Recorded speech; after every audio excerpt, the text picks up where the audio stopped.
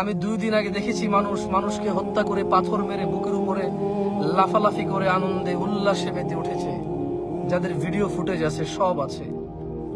আমি দেখেছি এটা নিয়েও মানুষ রাস্তায় নেমেছে যে অমুক হত্যার বিচার চাই। কেন হত্যার বিচার হবে? এটা চাইতে হবে কেন? হত্যার বিচার চাইতে হবে কেন? রাষ্ট্রের জিম্মেদারি এটা, রাষ্ট্রের জিম্মেদারি এটা, রাষ্ট্র এটা করবে। কেন বারবার রাস্তায় নেমে সাধারণ মানুষের রাস্তা বন্ধ করতে হয়, শ্রমিকের রাস্তা বন্ধ করতে হয়, অ্যাম্বুলেন্সের রাস্তা বন্ধ করতে হয়? অসুস্থ রোগী কষ্ট পায়, বৃদ্ধ মানুষ কষ্ট পায়, রাস্তায় চলাচল করার মানুষ কষ্ট পায়, রাষ্ট্রের চলাচল কমে যায়, রাষ্ট্রের অর্থনীতি দুর্বল হয়ে যায় হরতাল মিছিল মিটিং হরতালে তো রাষ্ট্রের উন্নতি হয় না, অনুন্নত হয়। একটা খুনির জীবন কি একটা রাষ্ট্রের 20 কোটি মানুষের চেয়ে দামি?